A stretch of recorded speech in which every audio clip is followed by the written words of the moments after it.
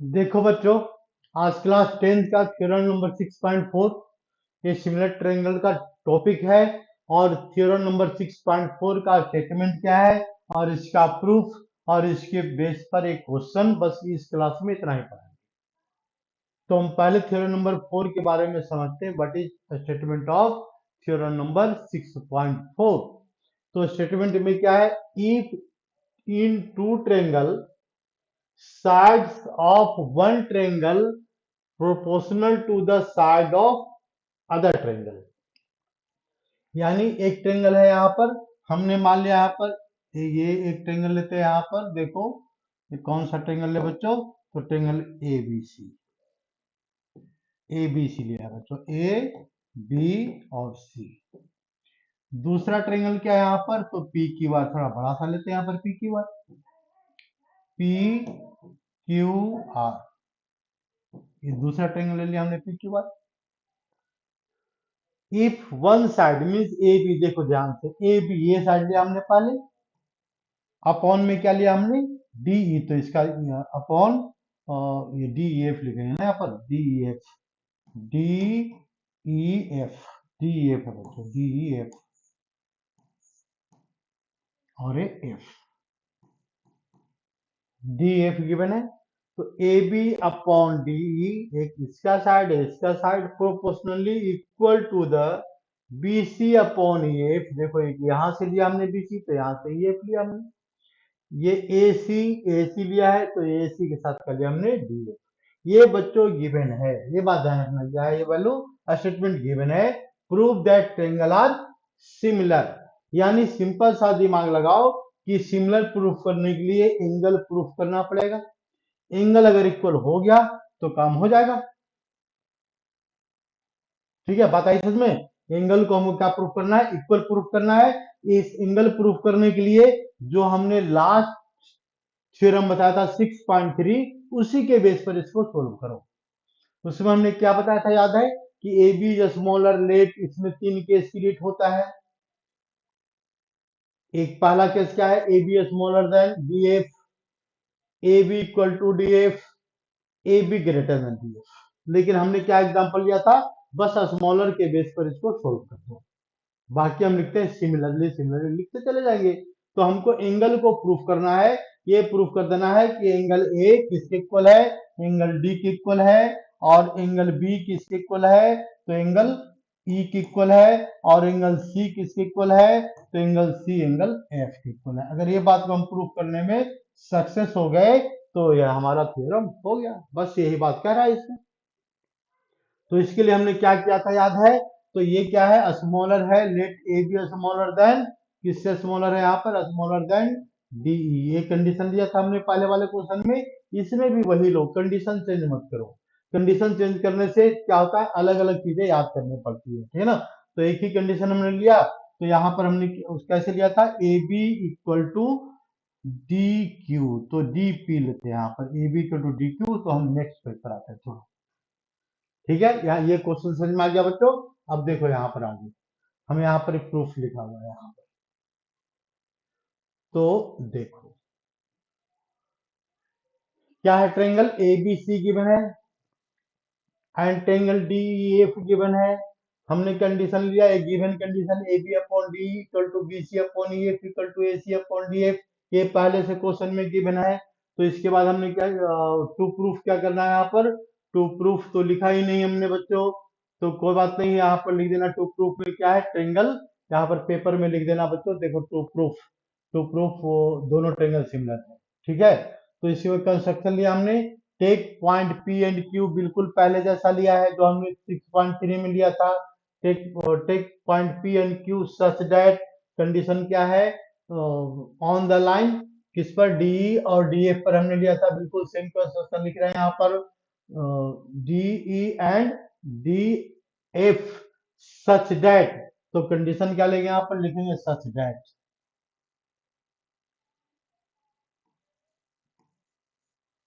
सच that. कैसा point लेते हैं, तो A B equal to, A B किस इक्वल है यहाँ पर, ए बी एक किसको इक्वल को शो कर रहा है, तो इक्वल टू शो कर रहा है डीपी। और क्या लिखेंगे यहाँ पर, ये स्मॉलर साइड है, तो ए सी इज इक्वल टू हमने एक पॉइंट लिया, तो ये पॉइंट लिया हमने डी क्यू, ये 2 पॉइंट लिया है। ठीक है बच्चों, इसको एक पेज पर ही समझाते हैं। ये तो हमारा पहले वाला है, बिल्कुल पहले वाला डिटो कंस्ट्रक्शन है, कोई चेंज नहीं करना है। हमारा पर्पस क्या है कि दो एंगल बी एंगल सी के इक्वल प्रूफ करना है, angle C angle B E के इक्वल, सी एफ के इक्वल और ए डी के इक्वल। इसके लिए क्या किया था हमने, दोनों ट्रायंगल को कोऑर्डिनेट कर दिया था पहले, है ना, पहले ही कोऑर्डिनेट किया था। लेकिन इसमें दिक्कत क्या है कि पहले कोऑर्डिनेट नहीं हो पाएगा क्योंकि कन्वर्स है, कन्वर्स है, तो हम इसको लास्ट में कोऑर्डिनेट प्रूफ कर देंगे, करना तो वही काम है। तो इस काम को प्रूफ करने के लिए हम यहां से स्टार्ट करते हैं बच्चों। देखो ये हमने लिख दिया प्रूफ, कहां से ये प्रूफ स्टार्ट करते हैं। तो क्या गिवन है यहाँ पर, A B upon D E, मतलब एक इसका साइड अपॉन एक इसका साइड, एक गिवन है बच्चों। देखो यहां से ले रहे हैं A B upon D E equal to B C upon E F equal to A C upon D F. तो हमने दो ही लिया है, हम तीन भी ले सकते हैं, दो भी ले सकते हैं, इससे भी काम हो जाएगा, ठीक है ना। तो ये हमने गिवन स्टेटमेंट से लिया है बच्चों, ये गिवन है, गिवन है। But by construction A B equal to D P, A B किसके इक्वल है by construction, A B equal to क्या वैल्यू दिया है इसमें बच्चों, डीपी के इक्वल है ना, A B equal to D P, A B equal to D P. देखो ए बी डीपी के इक्वल है, दोनों इक्वल है वैल्यू। और ए सी किससे इक्वल है, देखो वहां पर फिगर में डी क्यू के इक्वल है बाय कंस्ट्रक्शन, ये बाय कंस्ट्रक्शन हो गया, ये दोनों बाय कंस्ट्रक्शन लिख दिया हमने, ए सी इक्वल टू डी क्यू। आप क्या करेंगे, वैल्यू को चेंज करो, बस मैनिपुलेट करो वैल्यू को, और कुछ नहीं करना है। ए बी किस इक्वल है, डीपी के इक्वल है बच्चों। तो हमने यहाँ पर क्या लिख दिया, डीपी लिख दिया, कोई दिक्कत नहीं, डीपी लिख सकते हैं आप, ए बी जगह डीपी लिख सकते हैं। तो क्या बन जाएगा, डीपी अपॉन डी बन जाएगा यहाँ पर। ए सी किस इक्वल है, डी क्यू के इक्वल है, तो यहाँ पर हमने चेंज कर दिया, डी क्यू चेंज कर दिया, कोई बात नहीं है, डी क्यू। तो हमारे पास एक नया थ्योरम आ गया, इस थ्योरम को ध्यान से देखो, बाय प्रॉपर्टी नंबर 1। इसमें हम क्या लिख सकते हैं कि in a triangle if sides are proportionally equal, तो देखो यहाँ पर क्या आ रहा है, ये वैल्यू आ रहा है यहाँ पर डीपी, ये साइड आ रहा है, अपॉन डीई कंप्लीट साइड आ रहा है। सिमिलरली डी क्यू यहाँ से यहाँ का लेंथ आ रहा है, अपॉन क्या आ रहा है, इसका कंप्लीट लेंथ आ रहा है। तो यानी दोनों साइड क्या होगा, प्रोपोर्शनल होगा, ये लाइन क्या होगा, ये पैरेलल बना देगा। तो by converse of BPT, if sides are proportionally equal, then lines are parallel, ये लाइन इसका पैरेलल बनाएगा, पैरेलल बनाएगा। तो पैरेलल बनाएगा, तो इसका हम अब यहाँ पर फिर से लिख देते हैं इसको। हमको मेन पर्पस क्या है, पूरे क्वेश्चन का मेन पर्पस है हम किसी भी तरीके से इसको कॉन्ग्रुएंट प्रूफ करना है, और इसको कॉन्ग्रुएंट प्रूफ करने के लिए ये इसके इक्वल तो दिख ही रहा है, ये इसके इक्वल भी दिख रहा है, देखो ये भी इसके इक्वल है छोटे यह साइड। अब हमको क्या प्रूफ कर देना है कि बी सी भी किसी भी तरीके से लॉजिक लगाओ और हमको प्रूफ कर दो बी सी पी क्यू के इक्वल है। बस इतनी सी बात पर हम फोकस किए जा रहे हैं। ये जैसे ही हमारा प्रूफ हो जाएगा हमारा आंसर आ गया, और कुछ नहीं करना है इसमें। बात आई समझ में। तो यहां तक हम चेंज कर दिए। अब देखो हमको किसका रिलेशन लेना है, पी क्यू का। तो हमको पी क्यू का अभी तक तो कहीं दिख ही नहीं रहा है ना, कहीं नहीं दिख रहा है। तो हम फिर से लिखते हैं इसको, क्या लिख सकते हैं, डीपी, देखो ये DP upon DE, DP upon D equal to D Q upon D F, D Q upon D F. तो हम ये भी लिख सकते हैं भाई P Q upon E F, देखो P Q upon E F भी लिख सकते हैं, corollary of basic proportionality theorem, ये हम लिख सकते हैं, कोई दिक्कत नहीं है। अब देखो यहाँ पर बस कुछ नहीं है, अब दिमाग लगाओ।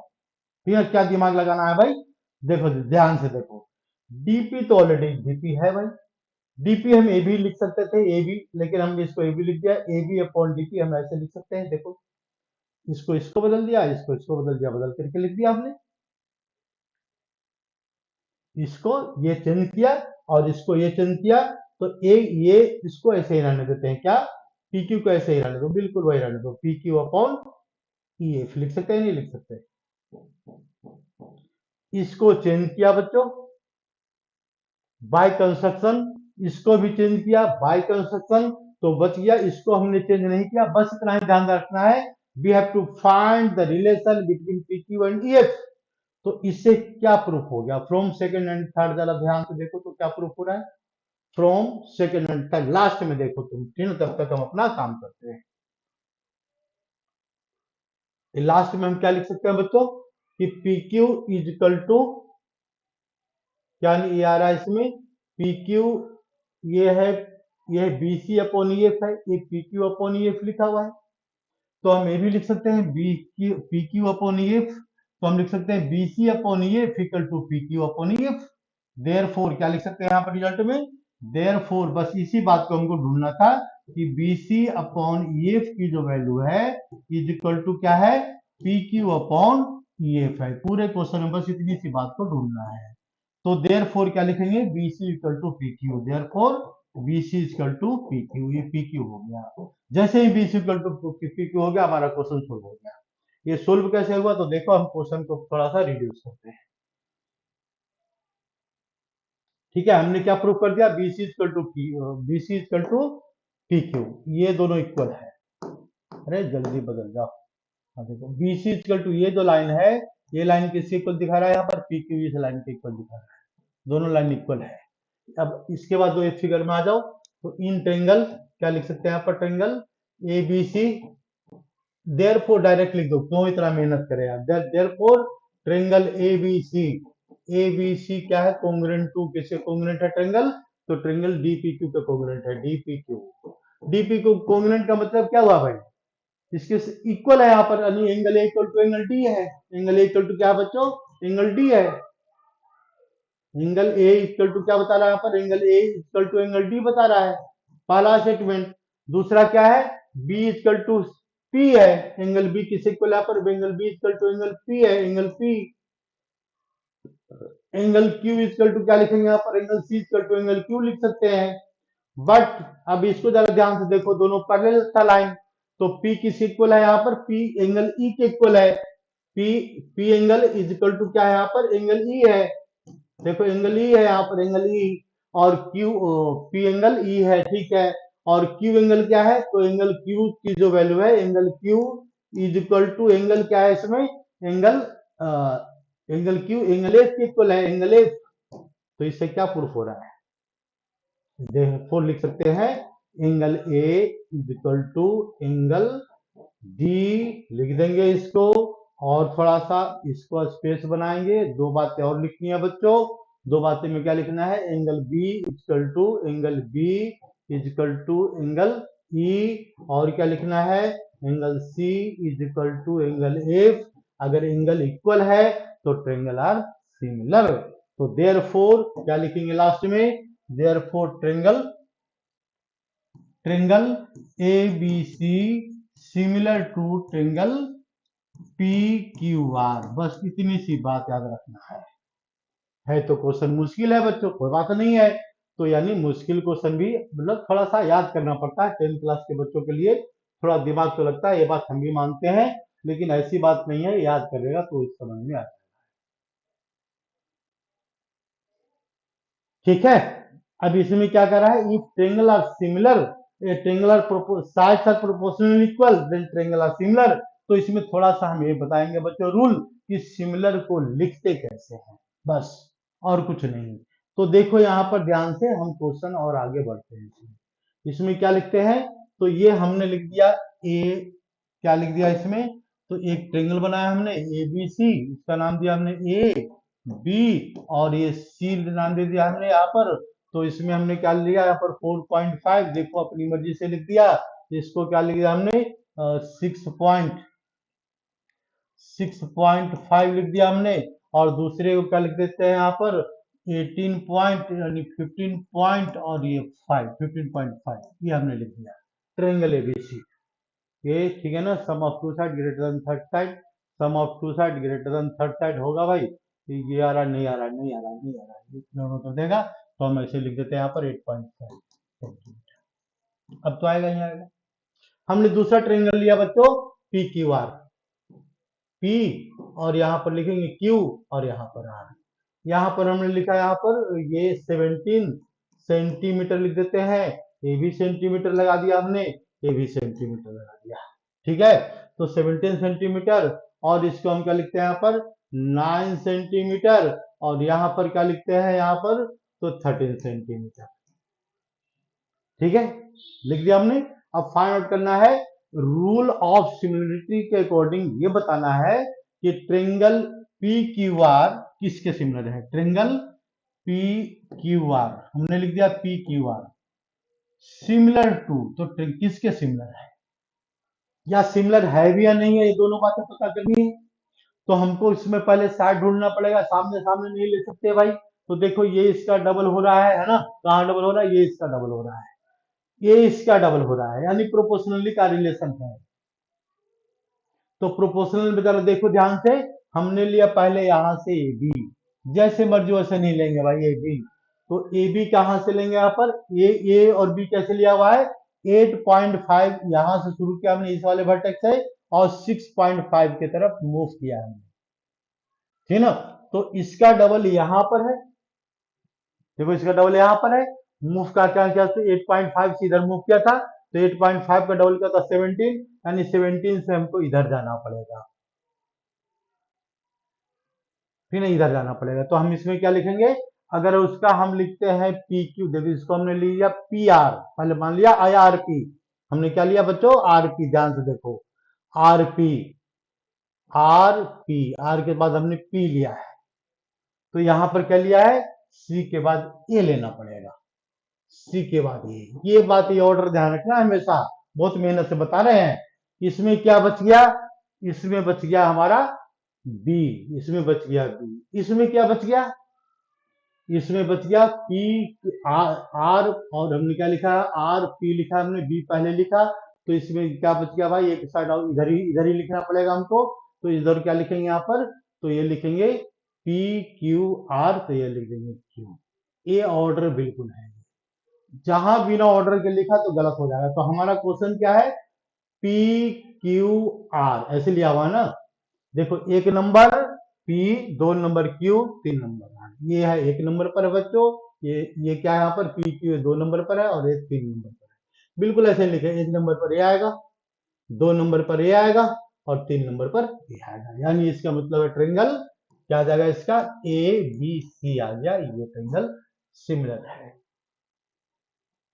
पी क्यू आर, और ये पी क्यू आर कैसे हो गया भाई, तो इसका डबल, हाँ सही नहीं लग रहा है, ऑर्डर में लिखा आ रहा है बिल्कुल, ऐसे कैसे आ गया पी क्यू आर, अच्छा उल्टा उल्टा लिख दिया हमने।